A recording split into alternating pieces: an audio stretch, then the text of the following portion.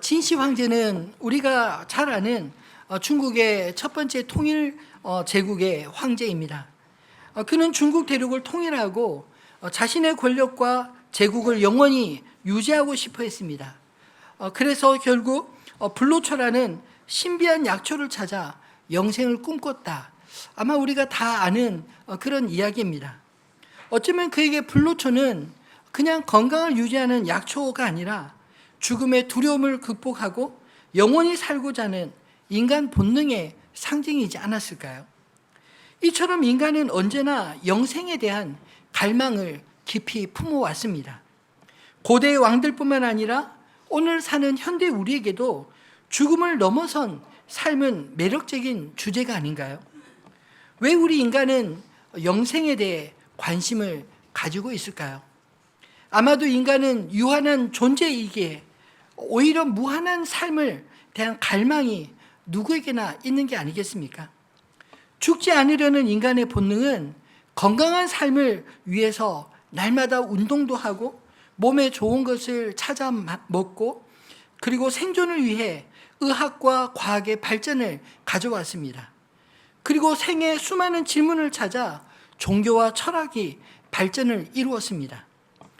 그러나 친시 황제를 포함해서 영생에 대한 수많은 사람들이 갈망해 왔지만 그 어떤 인간도 죽음을 피할 수 없었습니다. 오늘 우리가 읽은 본문에서도 율법 교사가 예수님께 선생님, 내가 무엇을 하여야 영생을 얻으리까? 이 물음으로부터 본문의 이야기가 시작이 되었습니다. 근데 그 동기를 본문 앞을 보면 예수를 시험하여 던졌다라는 것입니다. 아마도 예수님이 전하신 복음의 내용이 천국에 대한 초대와 그리고 영생의 삶을 말씀해 오셨기에 그 영생에 대한 약점을 잡으려 하지 않았을까요? 예수님이 전한 영생에 대한 말씀 가운데 우리가 잘 아는 요한복음 5장 24절 말씀을 같이 읽어볼까요? 내가 진실로 진실로 너에게 이르노니 내 말을 듣고 또 나 보내신 이를 믿는 자는 영생을 얻었고 심판에 이르지 아니하나니 사망에서 생명으로 옮겼느니라. 아멘. 아마도 이 율법 교사는 예수님이 전했던 영생의 복음을 율법으로 반박하기 위해 이 질문을 던진 것 같습니다. 이 사람은 인간의 본능에 가까운 영생의 삶이 현실적으로는 불가능하다 이런 생각으로 예수님의 천국 복음을 시험하고자 한 것이 아닐까요? 하나님께서 그렇다면 율법을 주신 이유는 무엇입니까? 이 율법 교사가 가르치는 그 율법을 왜 주셨을까요? 하나님의 형상대로 지음받은 인간이 하나님과 교제할 수 있는 거룩함을 회복하도록 주셨습니다. 레위기 19장 2절로 3절의 말씀을 같이 한번 읽어보겠습니다. 너는 이스라엘 자손의 온 회중에게 말하여 이르라. 너희는 거룩하라. 이는 나 여호와 너의 하나님이 거룩함이니라. 너희 각 사람은 부모를 경외하고 나의 안식일을 지키라. 나는 너희의 하나님 여호와이니라. 아멘. 이 레위기의 말씀들은 제사법과 율법으로 기록되어 있습니다. 이 제사법은 허물과 죄로 하나님과 교제가 단절된 인간이 영원하신 하나님과 어떻게 관계를 회복하고 교제할 수 있는가, 이것에 대한 말씀들입니다. 피해 제사는 하나님과의 단절된 관계의 회복을, 그리고 율법은 거룩하신 하나님 앞에 구별된 삶으로 교제를 회복하는 방법들에 대한 말씀입니다. 율법의 교사라면 분명히 알 수 있는 이런 내용이지 않나요? 그럼에도 불구하고 율법 교사가 예수를 시험한 것은 영생에 대한 확신보다 회의를 가지고 예수님이 전하시는 복음의 한계를 파헤치기 위해 고도로 의도된 질문을 던진 게 아닐까요? 그런 그의 질문의 의도를 정확하게 파악하신 예수님은 율법 교사로서 그가 알고 가르치는 율법에는 뭐라고 기록되었는지, 어떻게 읽고 있는지 스스로 대답하게 하셨습니다. 26절로 28절 말씀을 다시 읽어보겠습니다. 예수께서 이르시되 율법에 무엇이라 기록되었으며 내가 어떻게 읽느냐? 대답하여 이르되 내 마음을 다하며 목숨을 다하며 힘을 다하며 뜻을 다하여 주 너의 하나님을 사랑하고 또한 내 이웃을 내 자신같이 사랑하라 하였나이다. 예수께서 이르시되 그러면 살리라 하시니. 아멘. 예수님의 물음에 율법 교사의 대답은 퍼펙트한 완벽한 대답이었습니다. 예수님도 그의 대답을 지지하셨습니다. 내 대답이 옳도다. 이를 행하라. 그리하면 살리라. 우리는 인생의 수많은 질문들에 정답을 찾으려 애쓰고 노력하고 있지 않나요? 특히 신앙생활에 있어서는 저는 더더욱 그러하다고 생각합니다. 우리가 성경을 읽고 연구하며 교리와 율법을 배우고 이론적으로는 무엇이 옳고 그른지 분명하게 알 수 있게 되지 않았습니까? 근데 문제는 정답을 아는 것과 정답대로 사는 것은 전혀 별개의 문제라는 것입니다. 그래서 예수님은 율법 교사에게 단순하게 정답을 친히 말씀해 주시지 않았습니다. 오히려 그가 한 질문에 대한 답을 스스로 대답하게 하므로 정답을 아는 것과 정답대로 사는 것에 그 자신의 간격을 느끼게 하셨습니다. 내 대답이 옳도다. 이를 행하라. 그러면 살리라. 영생을 향한 율법 교사의 질문은 단순히 지식적인 탐구로 얻어질 수 있는 답이 아닙니다. 모든 인간이 영혼을 갈망하며 삶의 끝에서 불안과 두려움으로 던지는 가장 근본적인 질문이 바로 내가 무엇을 하여 영생을 얻으리까? 라는 질문이 아닌가요? 인생의 근원적인 질문에 사람들은 정답을 구하지만 사실 그 정답은 인간 스스로의 노력으로 쟁취할 수 있는 것이 아닙니다. 만약 그럴 것 같으면 예수님이 육신 입고 이 땅에 오실 이유가 없지 않나요? 오직 그것은 예수 그리스도의 피 흘림의 제사, 곧 그리스도 안에서만 발견할 수 있는 복음이기 때문입니다. 예수님은 단순히 영생에 대한 정답을 주시지 않고 스스로 그 답이 되셔서 우리를 위해 십자가의 대속의 죽음을 지셨습니다. 이 비밀을 알 리 없었던 율법 교사는 예수님께 이제 두 번째 질문을 던집니다. 29절 말씀에 보면 그 사람이 자기를 옳게 보이려고 예수께 여짜오되 그러면 내 이웃이 누구입니까? 여러분 주변에는 어떤 이웃이 계신가요? 나에게 영향을 주는 사람, 그리고 내가 영향을 끼치는 사람, 나와 지역적, 감정적 연관이 있는 그런 사람들을 우리는 이웃이라 말하지 않나요? 이것을 율법 교사가 몰라서 물었겠습니까? 아닙니다. 그는 자기를 옳게 보이려고 이런 질문을 했다라고 말합니다. 아마도 그는 율법에 능통한 자라 하나님 사랑은 자신이 있다 생각하지 않았을까요? 그리고 이웃 사랑도 계명대로 준수하며 나름대로 잘 살고 있다는 자부심을 가졌을 것입니다. 그렇게 자신만만했던 그에게 예수님은 비유를 들어 그의 물음에 답을 주십니다. 우리가 잘 아는 선한 사마리아인의 비유의 말씀입니다. 예수님은 이 비유의 말씀을 통해 우리 주변에 두 종류의 이웃이 있다라고 말씀합니다. 그 첫 번째 종류의 이웃은 정답을 아는 사람입니다. 이 비유의 이야기는 예루살렘에서 여리고로 내려가는 길에 강도를 만나 거의 죽어가는 한 사람으로부터 시작이 됩니다. 우리가 인생 살다 보면 예상치 못한 불의의 사고를 얼마든지 누구든지 당할 수 있지 않습니까? 또 아무리 대비를 잘해도 강도와 같이 작정하고 덤벼드는 악인에게 당할 때도 있습니다. 이런 면에서 오늘 이 강도 만난 자는 인간의 죄와 연약함으로 죽어가는 모든 인류를 상징하지 않을까요? 에덴 동산 이후 죄로 인해 타락한 인류는 영적으로 죽어가는 상태에 빠졌습니다. 강도에게 상처 입고 죽어가는 모습은 죄의 결과로 무기력해진 인간의 상태를 예수님께서 적절하게 묘사한 것이 아닐까요? 강도 만난 인간이 스스로 살 길을 찾을 수 없음 같이 우리 인간은 스스로의 힘으로는 구원 얻을 수 없는 그런 상황에 빠진 것입니다. 그렇게 죽어가는 이 사람 곁에 때마침 지나가는 사람들이 있었습니다. 제일 먼저 강도 만난 자를 발견한 사람은 제사장이었습니다. 그런데 그는 강도 만난 자 다 죽어가는 그 사람을 보고도 아무런 도움 주지 않고 그저 피해서 달아났습니다. 두 번째 사람 역시 그 백성들을 영적으로 돌보는 레위인이었지만 그 역시 보고도 피해 달아났다라고 말합니다.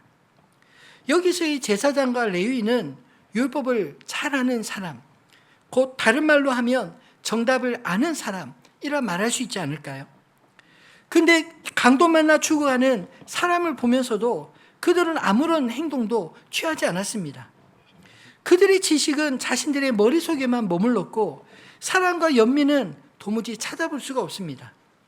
오늘날에도 많은 사람들이 신앙을 마치 지식 쌓는 것으로 생각한다면, 성경을 마치 교리 배우는 것으로 생각한다면 아마도 우리가 많이 알아도 실제로 삶에는 나오지 않을 때가 있지 않습니까?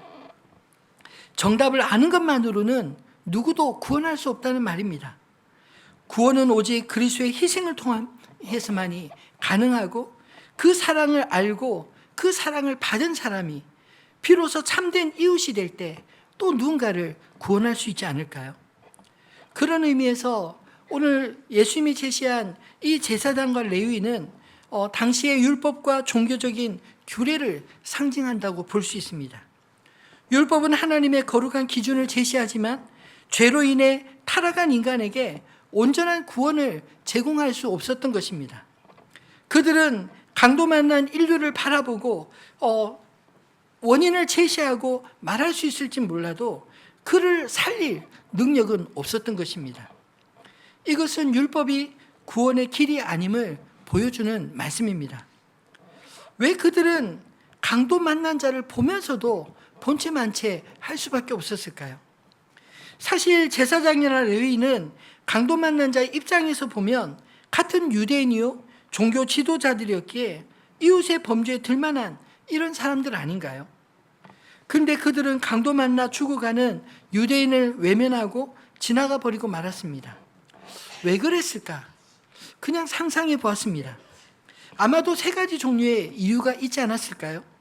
하나는 그 지역에 강도가 출몰하는 우범 지역이기 때문에 솔직히 자신들이 강도 만난 자를 돕다 지체하여 자신들도 강도 만날 것을 두려워서 회피했을 것입니다. 또 하나는 종교적인 이유로 강도 만나 죽어가는 사람이 중간에 죽기라도 한다면 시체를 만진 부정함을 입어 제사장 직분과 레위인 직분을 수여하는 그 부정함을 피하기 위한 이유가 있지 않을까요? 마지막으로는 급한 종교 집회를 위해 바쁜 걸음을 멈출 수 없고 자신들이 굳이 하지 않아도 다른 사람들이 도와줄 거라 미루고 그 자리를 피한 게 아닐까요? 어떤 이유에서든 죽어가는 유대인 입장에서는 이 제사장과 레위인이 자신을 돕는 그런 이웃은 결코 되지 못했습니다. 그리고 현대인의 입장에서 보면 또 다른 변명거리가 있지 않을까요? 물에 빠진 사람 건져 주었더니 보따리 찾아내라 한다 하는 말처럼 현대에는 사람들의 선의를 악용하는 그런 사람들이 많아서 선의로 돕는 것도 쉽지 않은 그런 시대입니다. 실제로 제가 여수에서 사회 갈 때 가족들과 함께 차를 타고 가다가 바로 도로 옆으로 도로 옆으로 지나가는 사람이 머리에 피를 흘리면서 지나가다가 제 차가 지나가고 얼마 있지 않자 푹 쓰러지는 것을 백밀러로 보았습니다. 얼마나 놀랬든지 차를 갓길에 세우고 119를 불렀습니다. 그런데 부르지도 않은 112 경찰 아저씨들이 찾아왔습니다. 왜 찾아왔나 봤더니 제 차를 보고 그 옆에 또 지나가는 사람이 제가 그 사람을 친 줄 알고 경찰에 신고를 한 겁니다. 그런데 다행히도 이 쓰러지신 분이 자주 그 술을 먹고 또 사람들과 시비를 벌여서 경찰서를 그 지역에서 자주 들락날락 하시는 분이셔서 경찰 아저씨들이 먼저 알아보셨습니다. 아이고 아저씨 왜 지금 이렇게 넘어져 있어요? 빨리 일어나지. 뭐 이런 식으로, 제가 사투리 잘 못 쓰는데 이렇게 세우시더라고요. 더군다나 그 머리 상처가 바로 즉각적으로 일어난 게 아니라 그 술 먹고 다투다가 벽돌로 맞아가지고 피가 났는데 그 피가 떡이 져 있는 상태였습니다. 그리고 술이 아직 깨지 않은 상태로 의식이 있었기에 제가 억울한 일 당하지 않고 그냥 수월하게 경찰 아저씨들이 잘 달래서 데려가는 것을 보았습니다. 근데 사실 실제로 이런 일들이 뉴스에 종종 나오지 않습니까? 그런 소식을 들을 때마다 좋은 의도에서 도와줬는데 오히려 피해자가 되는 그런 일들 때문에 사람들의 마음이 다치지 않나요? 근데 만약 또 이런 비슷한 일이 일어난다면 그래도 저는 신고할 것 같습니다. 왜냐하면 일단 사람을 살리고 나서 시시비비를 따져야 하지 않겠습니까? 만약 우리에게 누군가 도울 힘이 있다면 하나님께서 그를 도울 수 있는 용기도 주실 줄 믿으시기 바랍니다. 그것이 하나님의 은혜 받은 자의 마땅한 도리가 아닐까요? 율법의 한계는 분명합니다. 정답을 아는 사람이 죽어가는 사람을 살릴 수 없다는 것입니다. 오늘날 우리도 제사장과 레위인 같은 그런 모습을 살아갈 때가 있지 않나요? 성경을 통해 많은 경우에 우리는 정답을 찾고 알고 있지만 실제 삶에서는 그 정답대로 살지 못할 때가 종종 있지 않습니까? 그런 의미에서 오늘 이 말씀을 들을 때 아마 마음에 찔림을 받는 사람이 많이 있을 줄 압니다. 왜냐하면 돌아보니 내가 그때 그 사람 도와주었으면 좋았을 뻔했다. 이런 사람들이 분명 우리 주변에 있지 않나요? 그러나 사랑하는 성도 여러분, 지나간 일에 염려하지 마시고 바라기는 하나님의 은혜 받은 자로 우리가 이 은혜에 어떻게 응답해야 할지 찾아가는 저 여러분 되기를 소망합니다. 단지 정답만 아는 신앙인이 아니라 그 정답을 실천하는 그런 하나님의 사람 되시기를 주님의 이름으로 축원합니다. 두 번째로 강도 만난 사람에게 가까이 다가간 이웃이 있었습니다. 그는 정답을 아는 사람이 아닌 도리를 행하는 사람이었습니다. 예수님은 제사장과 레위인의 모습과 대조적으로 제3의 인물, 어떤 사마리아인의 이야기를 들려주셨습니다. 그는 사마리아인이라고 말하고 있는데 그 당시 사마리아인과 유대인들은 사이가 무척 좋지 않았습니다. 요즘으로 치면 지금 이스라엘과 팔레스타인 전쟁하고 있는 것처럼 그렇게 서로 민족 간에 그런 깊은 대립이 있었습니다. 사마리아인들은 유대인들에게 혼혈이란 경멸을 받는 존재였지만 그들은 강도 만난 자를 보고 그저 불쌍히 여겨 유대인임에도 불구하고 그를 도와주었습니다. 이 사람은 율법을 몰랐을 수는 있지만 그러나 인간의 도리는 아는 사람이 아닌가요? 그의 마음은 이웃을 사랑하는 마음으로 가득 차 있었고 사랑은 실제적인 행동으로 구체적으로 나타났습니다. 자신의 시간과 재정 그리고 심지어 안전까지 희생하며 그 사람, 죽어가는 사람을 도왔습니다. 예수님은 이 비유의 말씀을 들어주신 이후에 율법 교사에게 그의 질문을 바꾸어 물으십니다. 너의 생각에 누가 강도 만난 자의 이웃이 되겠느냐? 이 질문은 정답을 아는 자가 아니라 도리를 아는 자가 누구냐라고 묻는 것과 같지 않나요? 우리 신앙도 이와 같아야 될 줄 믿습니다. 사랑의 정답을 아는 것에 그치지 않고 사랑을 행하는 도리를 마땅히 알아야 하지 않을까요? 도리는 단순한 이론이 아닌 실체적인 행동이기 때문입니다. 사마리아인은 그리스도의 희생과 사랑의 모형으로 예수님은 우리에게 제시하고 있습니다.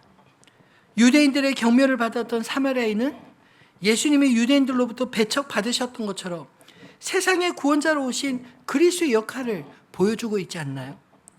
그는 유대인들과 적대적인 관계에 있었지만 자신의 안전을 희생하면서까지 강도 만난 자를 힘써 도왔습니다. 예수님께서 우리를 구원하시기 위해 십자가를 지신 것과 같은 모습이지 않나요? 선한 사마리아인이 상처를 싸매고 기름과 포도주를 부으며 돌본 것은 우리를 위해 십자가에서 흘린 보혈을 떠올리게 합니다. 이 모습은 예수님께서 이 땅에 오셔서 우리를 위해 희생하신 그 모습 그대로 보여주고 있지 않습니까? 사마리아인이 강도 만난 자를 주막으로 데려가 돌보게 하고 나중에 돌아온 모든 비용을 갚겠다는 약속까지 하고 있습니다. 이 주막은 오늘날 교회를 상징합니다. 예수님은 자신의 백성을 교회에 맡기시고 다시 오셔서 모든 것을 완성하겠다 약속하고 있기 때문입니다. 예수님은 다시 오셔서 그리스도의 사역을 완성하실 때, 그때 그날까지 교회는 구원받은 자들을 돌보는 그 사명, 선한 이웃이 되는 그 사명을 감당해야 되지 않을까요? 그러므로 선한 사마리아인의 비유는 단순한 이웃의 사랑을 넘어 예수님의 대속의 사랑과 희생을 보여주고 있습니다. 우리는 강도 만난 자처럼 죄로 인해 죽어가고 있었는데 예수님께서 우리를 외면하지 아니하시고 찾아오셔서 상처를 치유하시고 구원해 주셨기에 우리가 구원받은 게 아니겠습니까? 사랑하는 성도 여러분, 주변에 정답 아는 분들이 많으신가요? 아니면 도리를 행하시는 분들이 많으십니까? 아니, 질문을 바꾸어 여러분은 정답을 아는 사람입니까? 아니면 도리를 행하는 사람이신가요? 예수님의 제자는 그리스도께서 선한 사마리아인과 같이 자신을 내어주심처럼 강도 만난 자의 만난 이 땅에 죽어가는 생명을 살리는 사람들입니다.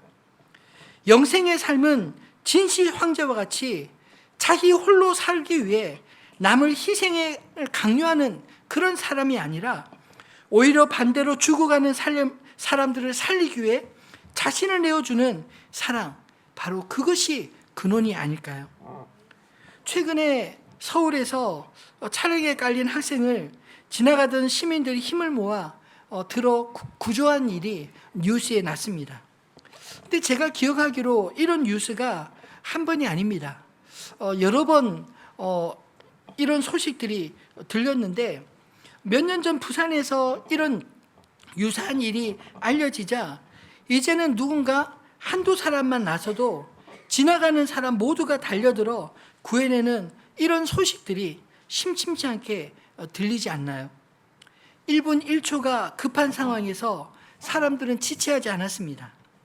한 사람이면 도무지 불가능한 일을 누군가의 시작으로 가능하게 다른 사람들도 함께 참여하게 만드는 그런 일들이 아닌가요? 예수 그리스도로부터 시작된 이 선한 사마리아인과 같은 행동이 저와 여러분들을 통해 계속 확장되어 가기를 진심으로 축원합니다. 우리가 그리스도께로부터 받은 구원의 은혜가 또 누군가에게 마땅히 흘러가야 하지 않을까요? 복음 전도는 말로만 아니라 전 인격적으로 증거되어야 하기 때문입니다. 왜냐하면 그것이 바로 영혼을 살리는 길입니다. 그것이 바로 하나님의 사랑으로 하나님의 사랑으로 이웃 사랑을 실천하며 걸어가신 하나님과 우리가 영원한 교제할 수 있는 사람이 되는 바른 길이 아니겠습니까? 바라기는 단지 내 옆에 살아서 이웃이 아니라 선한 사마리아인의 도움으로 살아난 강도 만난 자가 또 누군가에게 선한 사마리아인이 되어주듯이 그리스도의 구원의 역사가 하나님의 사랑을 맛본 저와 여러분을 통해 우리 주변으로 날마다 확장되어지기를 소망합니다. 말씀을 맺겠습니다. 여러분은 어떤 이웃입니까? 예수님은 율법 교사에게 내 이웃이 누구입니까? 이 질문을 비유를 끝으로 내 생각에는 이 세 사람 중에 누가 강도 만난 자의 이웃이 되겠느냐 이렇게 바꾸셨습니다. 예수님은 오늘 우리에게도 동일한 질문을 던지시지 않을까요? 나는 내 편에서 그저 편한 이웃을 찾고 있는지 아니면 누군가 도움이 필요한 상대방 편에서 이웃이 되고 있는지 우리 자신이 주님 앞에 대답해야 하지 않을까요? 열심히 배워 정답을 아는 사람으로만 머물지 마시고 그리스도의 사랑을 경험한 자로 우리 주변에 그 사랑을 실천하는 저와 여러분 되기를 소망합니다. 그래서 요한일서 3장 18절에 요한은 자녀들아 우리가 말과 혀로만 사랑하지 말고 행함과 진실함으로 하자 이렇게 권면하고 있습니다. 사랑은 단순한 지식이 아닌 그리스도의 사랑을 받은 자들이 마땅히 실천하는 행동이기 때문입니다. 우리 모두는 강도 만난 자와 같은 상태에 있었던 죄인들이었습니다. 예수님께서 우리를 희생하지 않으셨다면, 우리를 죄에서 건져주시지 않았다면 여전히 소망 없는 인생이지 않나요? 그러나 우리가 예수 그리스도로 말미암아 생명의 소망을 가진 자들이 되었습니다. 그렇다면 이제 우리가 받은 이 사랑, 다른 누군가에게, 소망 없는 자에게 나눠야 하지 않을까요? 예수님의 사랑을 받은 우리는 이제 세상 속에서 그 사랑을 실천하는 이웃이 되어야 할 줄 믿습니다. 작년에 안산에서 또 한 젊은 여성이 비 오는 날 폐지를 줍는 어르신에게 우산을 씌워가며 한 1km가량 동행한 일이 신문에 기사로 난 적이 있었습니다. 이 모습을 지역을 지나던 기자가 사진을 찍어 기사화하면서 많은 사람들에게 우리 사회가 팍팍하지만 그래도 주변에 좋은 이웃이 남아있구나, 이런 훈훈한 뉴스였습니다. 그리고 며칠 뒤에 이 사람을 추적해서 누구인지 알아보니 그리스도인으로 학교 선생님이었습니다. 그래서 한편 얼마나 다행이었는지 모릅니다. 그분이 불교인이었다면 어땠을까? 그래도 역시 믿는 자여서 참 지나가지 않고 자기는 비를 맞아가면서도 그 어르신이 비 맞지 않도록 해준 모습이 참 훈훈한 뉴스지 않았나요? 예수님은 우리에게 가서 너도 이와 같이 하라 라고 말씀하십니다. 이는 단순히 이론적인 정답을 아는 것에 그치지 말고 이제 실제로 이웃을 돕는 사랑을 실천하라 하시는 요구 아니겠습니까? 우리 주변에 여전히 선한 사마리아인의 도움의 손길이 필요한 그런 죽어가는 영혼들이 있지 않습니까? 그들을 향해 우리가 제사장이나 레위인 같이 보면서도 회피할 것이 아니라 비록 우리가 감당해야 될 몫에 희생이 있을지라도 그 자리를 지킬 수 있는, 그를 구원할 수 있는 저와 여러분 되기를 소망합니다. 예수님은 우리에게 그리스도의 사랑을 친히 먼저 보여주셨습니다. 그러므로 주님은 우리에게 요구할 수 있는 것입니다. 내가 너희를 사랑한 것 같이 너희도 서로 사랑하라. 그러면 너희가 비로소 내 제자인 줄 알게 되리라. 사랑하는 성도 여러분, 예수님이 주신 이 세 계명, 우리도 선한 사마리아인 같이 용기 있게 실제적으로 이웃 사랑하는 도리를 실천함으로 저와 여러분이 그리스도의 제자인 것이 말과 혀만 아니라 우리의 삶을 통해 증거되기를 소망합니다.